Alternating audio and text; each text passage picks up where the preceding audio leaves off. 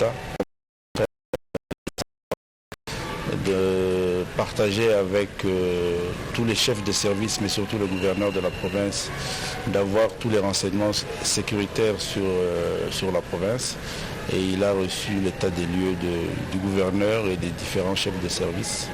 Et cela lui a permis de donner des instructions à tous ces services et au gouverneur pour assurer la sécurité, la paix et la quiétude de nos populations et du territoire de la province du Kasaï. Chose qui a été faite et je crois que les uns et les autres ont reçu des instructions fermes qu'ils vont exécuter pour sécuriser nos populations. Avant de boucler sa mission d'itinérance dans l'espace Grand Kasaï, le chef de l'État, Félix-Antoine Tshisekedi Tshilombo, a inspecté les travaux de construction et modernisation de la route Chikapa-Kamako. Une fois terminé, va relier la ville de Chikapa à la frontière avec l'Angola. Rachel Foutou, Roger Dieyeti, Ghana, Mvemba était dans la suite du chef de l'État et nous propose ceci. Il ne manquait plus au président Félix Tshisekedi que de vivre ces grands accueils qui lui a été réservé par le vendeur du marché moderne de Chikapa. De la résidence jusqu'à l'entrée du marché moderne, une foule innombrable a envahi le long de la chaussée Chikapa-Kanjadi pour voir le chef de l'État.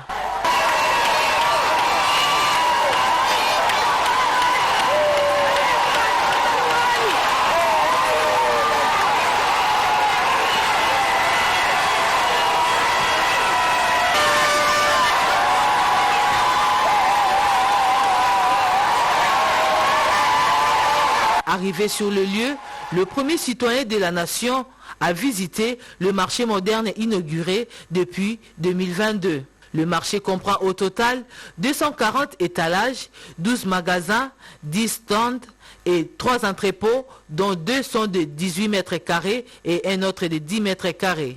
Il y a également un centre de santé privé. La seconde visite du chef de l'État dans la ville de Chikapa était sa descente sur le site de construction de la route sur le tronçon Chikapa-Kamako. Le chef de l'État a reçu les explications claires de ce grand projet de construction de la route qui va relier Chikapa à la frontière avec l'Angola. Cette route va désenclaver la province du Kasaï. C'est ici qu'a pris fin le séjour d'itinérance du chef de l'État dans le Grand Kasaï. Le chef de l'État a regagné Kinshasa tout de suite après cette dernière visite.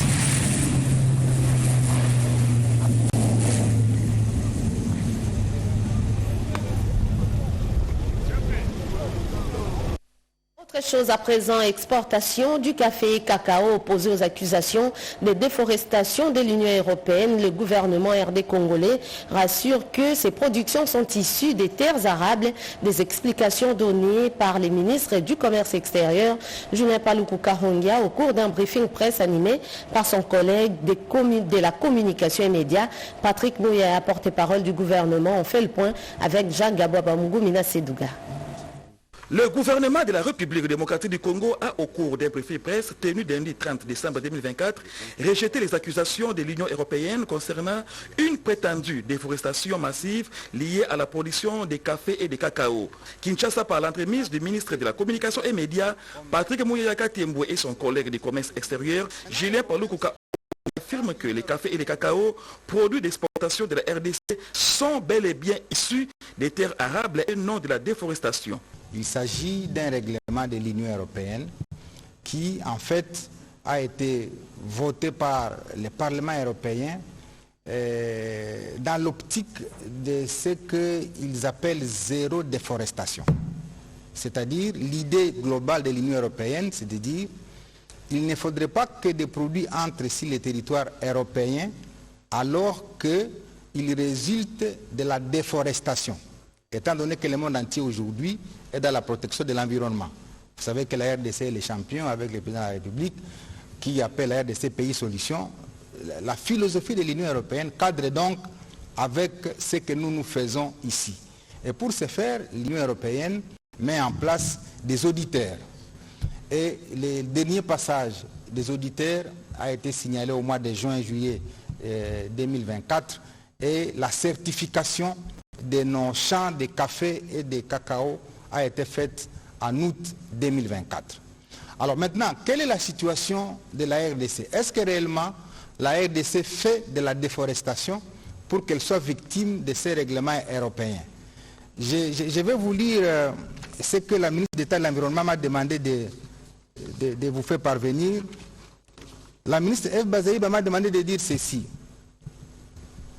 Nous avons 80 millions de terres arables qui n'ont rien à voir avec le couvert forestier du pays, qui est de 155,5 millions d'hectares, dont 62% sont des forêts tropicales humides, parmi lesquelles 105 km² de tourbières, des mangroves et des forêts miombo. Nous avons le droit de rentabiliser nos terres avec des cultures pérennes favorables à l'agroforesterie, notamment le café et le cacao. Tous les moteurs de déforestation réunis, la RDC, nous n'enregistrons que 0,03% de déforestation par an. Parmi les mesures à prendre, le gouvernement a dit, le ministre du Commerce extérieur va renforcer l'Agence nationale de promotion des exportations, l'Office national des produits agricoles du Congo et l'Office congolais de contrôle afin d'obtenir une certification nationale. Dans cette compétitivité, la RDC va s'offrir à celui qui va être disposé à pouvoir collaborer avec elle. Le gouvernement va renforcer sa collaboration avec l'Union européenne, partenaire traditionnel avec lesquels notre pays doit avoir des relations solides. Les actions menées tout au long de l'année 2024 et qui s'achèvent et les perspectives de l'année 2025 par l'autorité des régulations du secteur de l'électricité ARE, ces sujets et tant d'autres ont fait l'objet d'une réunion d'évaluation conduite par la directrice générale de l'ARE, Sandrine Mubenganga-Lula. Suivez cela en images et commentaires. Le directeur général de l'autorité de régulation du secteur de l'électricité, Dr Sandrine Mubenganga-Lula, a eu une journée de travail chargée. Elle a traité moult dossiers faisant le point avec ses collaborateurs, parmi lesquels le DGA, Marco Kouyou, sur le travail abattu tout au long de 2024. Sans transition, le DG de l'ARE a accordé une audience à la délégation de la compagnie minière de Isha, basée dans le Lualaba, à laquelle un statut de client éligible a été accordé. Les statuts éligibles étant une qualité reconnue par l'arrêté du ministre de tutelle et la loi sur l'électricité à un grand consommateur d'énergie électrique pour une période de 3 ans. Dr Sandrine Mubenga a expliqué ce que c'est et le privilège qu'il accorde. Le directeur général de l'ARE en a profité pour faire le point sur le travail que son établissement a abattu depuis 2024, rappelant les avancées enregistrées depuis l'opérationnalisation de celui-ci en 2020. Si, selon les dernières statistiques, la production annuelle en termes d'approvisionnement en électricité en 2020 était de 12 460 gigawatts et en 2023, celle-ci est passée de 15 800 gigawatts, une augmentation de plus de 22%. Elle a accru davantage fin 2024. Au sujet toujours du suivi, l'ARE a accompagné plusieurs projets, à savoir le projet Nourou-Sassu, alimentant 99 000 personnes en électricité à Bounia, chef-lieu de l'Ituri. Elle a octroyé des certificats de conformité pour les projets des Virunga Énergie SAU pour la distribution de l'électricité à 192 000 personnes à Goma, sans oublier la centrale hybride photovoltaïque de Goma 1 de 1,3 MW. Une importante rencontre entre la coordination des syndicats du secteur de la santé, le ministère des Finances, de la Santé et celui du Budget. Cette rencontre visait entre autres à examiner les revendications des professionnels de santé et à identifier des solutions concrètes. Le compte rendu de cette réunion avec Sylvie Moembo et Ibrahim Chakou. Lors de cette réunion, plusieurs points ont été abordés, la problématique de la paie complémentaire, les actes administratifs et la commission sur le cahier des charges. Au nom du gouvernement de la République, le ministre des Finances a informé la délégation syndicale du secteur de la santé que les OPI relatifs à la paie complémentaire avaient déjà été signés depuis jeudi dernier. Il a précisé que le paiement s'effectuera de manière échelonnée. Concernant les revendications liées aux actes administratifs, chef, Doudou Fouambali Koundé Libotaï, a rassuré les syndicats que ces questions seront traitées par le vice-premier ministre en charge de la fonction publique et le ministre de la Santé. Nous avons fait le tour des problèmes qui se posent actuellement dans le secteur de la santé. Comme vous le savez, toutes les catégories de ce secteur-là attendent la paie complémentaire. Et nous venons donc d'avoir des assurances de la part des excellences pour dire que le décaissement va se faire à partir d'aujourd'hui et cela progressivement et la Banque centrale va se charger d'envoyer les fonds dans les différentes banques ici à Kinshasa comme dans les provinces. Le ministre des Finances a encouragé la délégation syndicale du secteur de la santé à maintenir un dialogue permanent et à privilégier des canaux de communication fiables pour éviter toute désinformation. Il a également rappelé les contextes d'agression qui traversent le pays, soulignant l'importance de préserver la paix sociale et de respecter les serments professionnels pour sauver des vies. Cette séance de travail avait pour objectif de trouver des solutions durables afin d'éviter la grève projetée par le personnel du secteur de la santé sur l'ensemble du territoire national. J'en parlais dans les titres, les pluies diluviennes qui se sont abattues sur Mbandaka ont causé des morts et dégâts matériels importants à la prison centrale de Mbandaka située dans la province de l'Équateur. Suivez cela en images et commentaires. Des dégâts sont énormes. Des détenus blessés, plusieurs murs écroulés, des toitures, dont celle du bureau du directeur, de la salle d'audience, du bureau de la greffe et du quartier dit Angenga, au deuxième carré, littéralement volé en éclats. Le directeur de la prison centrale de Mbandaka, M. Ngomba Mboyo Fernando, a dans ses propos souligné la vétusté de l'infrastructure. Hier, nous étions menacés avec la pluie. Il n'y a pas de perte en vies humaines, il y a de blessures et les blessures se sont déjà transférées à l'hôpital. À peu près 15 blessés. C'est depuis 1929 qu'on a construit la prison centrale de Mbandaka. Et puis inauguration vers les années 1930. Quand vous calculez, c'est déjà 90 et quelques années et que la prison centrale a existé. Bon, en 2017, les génies militaires aussi passaient pour assurer la réhabilitation de murs avec des toitures. En 2021, son Excellence Bobo Boloko Bolumbu était venu aussi réhabiliter le mur cassé et avec les toitures. Je demande aux autorités de venir faire le mur d'enceinte, donc de 8 mètres.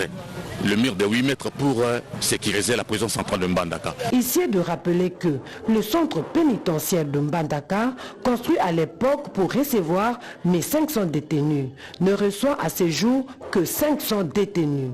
Celui-ci appelle à une réhabilitation totale si l'on tient à retrouver sa beauté et sa capacité d'accueil datant.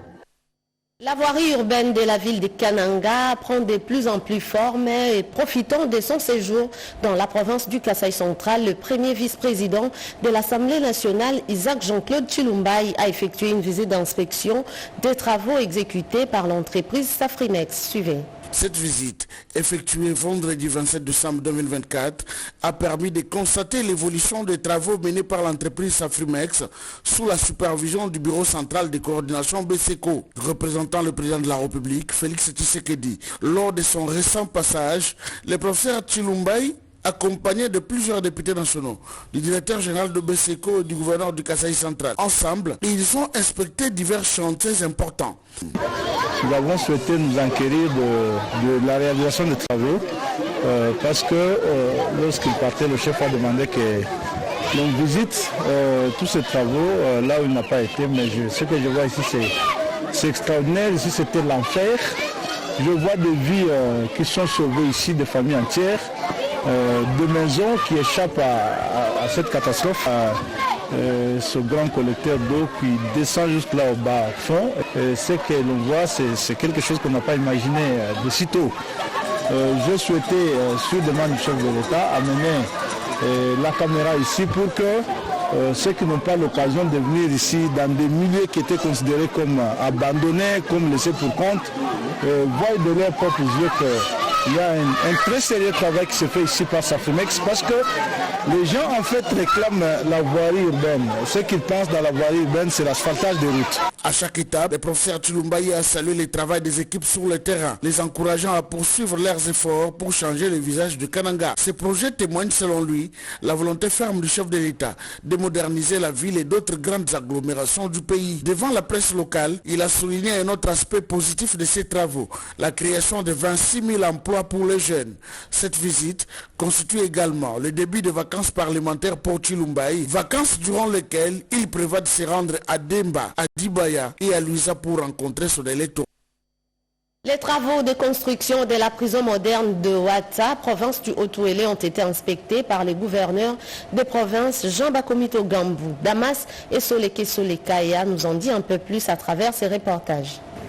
Vers la solution définitive aux conditions inhumaines de détention de personnes en panne avec la loi dans le territoire de Ouatta. Les travaux de construction de cette prison moderne financés par le Trésor public provincial pour une capacité d'accueil de plus ou moins 250 détenus sont presque à leur terme, constate le gouverneur Jean Bakomito Gambou après un tour du berger. Suivant la vision du président de la République, Félix-Antoine Tshisekedi, nous essayons de moderniser l'ensemble de nos prisons à Isiro, ici et dans les chefs-lieux des différents territoires. C'est ça aussi, respecter les droits humains. L'entreprise fait déjà un travail appréciable. Nous avons donné quelques directives qui vont suivre, notamment la construction de la cuisine et quelques blocs pour les enfants, même les femmes puissent nous aider à clôturer. Pour le directeur général de la firme Inter-Oriental Builders, IOB, Feni Matsandou, commis à ces travaux, tout sera fin prêt pour rendre l'ouvrage selon les délais lui impartis. Timing qui est notre priorité,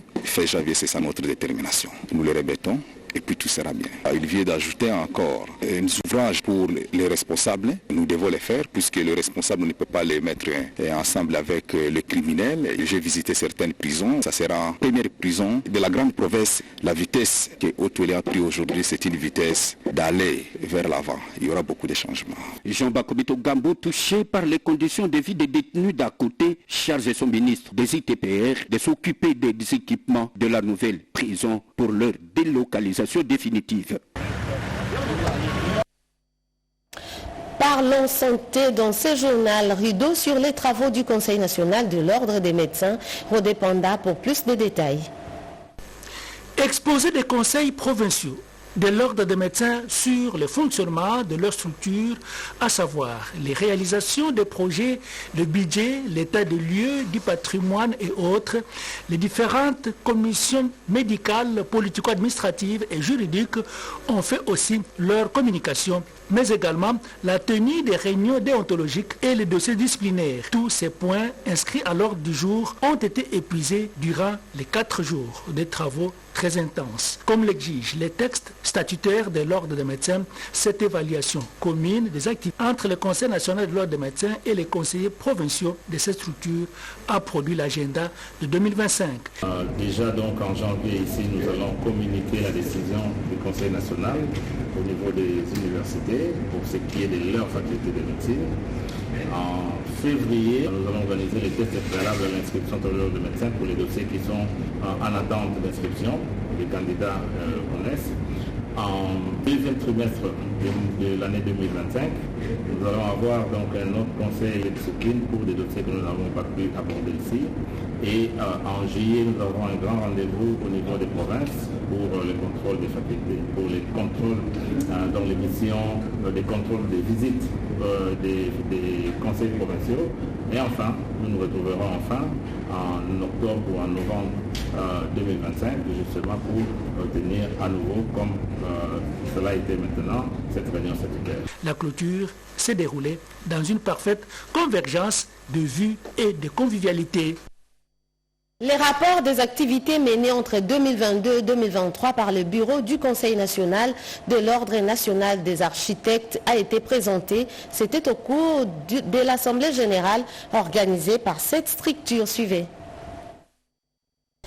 Une une assemblée générale extraordinaire pour non seulement présenter les rapports d'activité 2022-2023, mais aussi un moment pour remettre de l'ordre au sein du bureau du Conseil national de l'ordre des architectes. Dans son adresse, le président du bureau du Conseil national de l'ordre national des architectes, Fiyou Ndondoboni, a insisté sur le fait que cette organisation s'appuie dans ses actions sur les 6 engagements du quinquennat du chef de l'État dans son volet reconstruction du pays, dans lesquels les architectes sont les piliers dans les études, le contrôle et la surveillance des différents travaux de construction et de modernisation. Nous avons parlé du congrès de l'Union d'architectes d'Afrique qui aura lieu ici en 2025 et nous avons parlé également de la problématique, on va revoir cette question au mois de mars, des écoles d'architecture qui sont non agréées.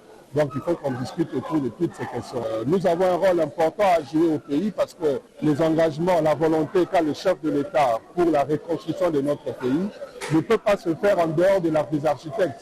Il faut qu'on soit bien organisé, bien structuré, de manière à ce que les objectifs même du chef de l'État, du gouvernement, soient atteints parce que nous sommes un support important, surtout au niveau des études et dans le contrôle et surveillance de tous les travaux qui sont lancés à travers la République. Il ajoute également, selon les conclusions de la plénière, l'ouverture des actions disciplinaires à l'encontre des architectes qui rament à contre-courant des règlements.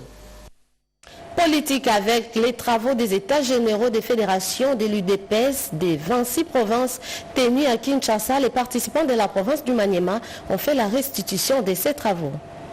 Les assises des États généraux de l'UDPS a été appréciée par tout le cadre de cette partie présidentielle. Le sénateur Afan Idriss Mangala, président de caucus des élus de Maniema, explique. L'objectif principal de ces assises était d'abord d'impliquer la base aux décisions du parti. Parce que le chef de l'État s'est prononcé. On ne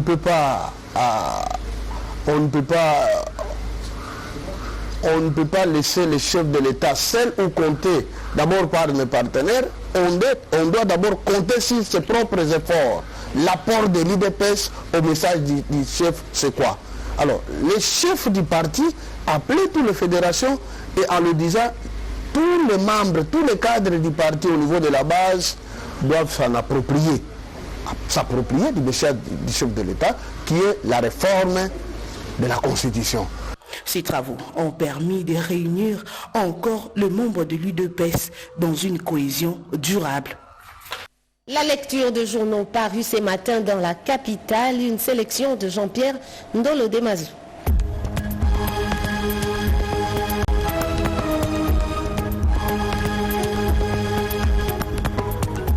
Bonjour mesdames, messieurs et bienvenue à cette revue de presse. Panique à Goma, un obus explose au palais de la justice sans faire de victimes, annonce info27.cd. Une explosion d'obus a retenti dans la soirée du dimanche 29 décembre dans les installations du palais de justice de Goma, situé dans le quartier qui est Chéro. Selon des sources locales, l'explosion survenue aux alentours de 20h serait due à un engin identifié comme un obus, bien que son origine reste incertaine. Si aucun blessé n'a été déploré, l'explosion a provoqué des dégâts matériels importants. Des impacts ont été relevés sur les murs du bâtiment et plusieurs vitres ont été soufflées, témoignant de la puissance de la détonation.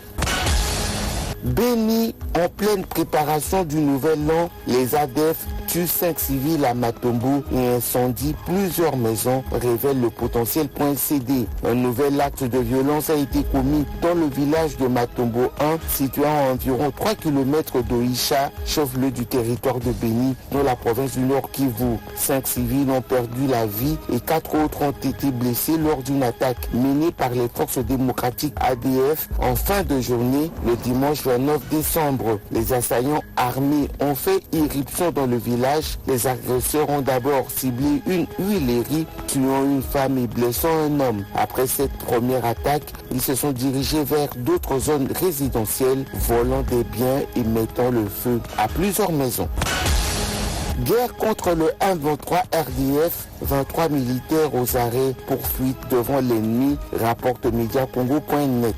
Siégeant en matière foraine, le tribunal militaire garnison de Butembo dans la province du Nord Kivu a ouvert officiellement le lundi 30 décembre 2024 le procès contre 23 militaires des forces armées de la RDC arrêtés par la justice militaire après la reprise des intenses affrontements entre l'armée congolaise et les rebelles du 1-23 soutenus par le Rwanda dans le sud du territoire de Lubero. Ces militaires sont poursuivis notamment pour tentative de meurtre, dissipation des munitions, tentative de vol, viol, perte d'armes, violation des consignes, meurtre des civils et fuite devant l'ennemi. RDC, plus de 30 000 personnes atteintes du choléra en 2024, titre dépêche.cd. Au total, 30 834 personnes ont souffert de la maladie des mains sales sous l'étendue de la RDC en 2024. Cette maladie a causé la mort de 411 personnes parmi les malades. C'est ce qu'a rapporté le ministre congolais de la Santé publique, Hygiène et Prévoyance sociale. Il a également fait état de la situation de la rougeole dans la province du Kasaï oriental. Avant de boucler complètement ce journal, ces communiqués officiels relatifs à la déclaration des bases taxables des concessionnaires ordinaires pour l'exercice 2025. Il est porté à la connaissance des concessionnaires ordinaires et détenteurs des contrats d'occupation provisoire d'amphithéose des superficies d'usufruit et d'usage que la période endéant laquelle les déclarations des bases taxables doivent être faites auprès des circonscriptions foncières de la ville dans la ville de Kinshasa et dans les provinces court du 2 janvier au 15 février 2025, ainsi conformément aux dispositions légales en la matière. Le droit dû à l'État doivent être payés au plus tard le 31 mars 2025. En ce qui concerne la ville de Kinshasa, les concessionnaires disposant de plusieurs concessions disséminées à travers la ville sont tenus en application de la circulaire numéro 007-2020 du 5 août 2020 relative aux dispositions pratiques pour la prise en charge des déclarations spontanées de la redevance annuelle des concessionnaires ordinaires dans les volets constatation et liquidation, de faire leur déclaration auprès des circonscriptions foncières du ressort de chacune de leurs concessions. Les notes de perception y afférentes sont à retirer auprès des ordonnateurs de la DGRAD affectés dans les circonscriptions foncières à Kinshasa et en province. Dépassé ces délais, les contrevenants seront soumis au paiement des pénalités d'assiette conformément à l'article 12 de l'ordonnance loi numéro 13/003 du 23 février 2013 portant réforme des procédures relatives à l'assiette, au contrôle et aux modalités de recouvrement des recettes non fiscales telles que modifiées à ce jour. Pour la ministre d'État, ministre des Affaires foncières empêchées, Didier Mpambia Moussanga, ministre du Tourisme. C'est la fin de ce journal de Jean-Pierre Ndolo Demazou réalisé par Pascal Chusso et Papingina Maou. Jean Guintseka était derrière la caméra, madame, messieurs. Merci à vous de l'avoir suivi. Bonne fête de la Saint-Sylvestre et joyeuse et heureuse année 2025 à toutes et à tous. Au revoir.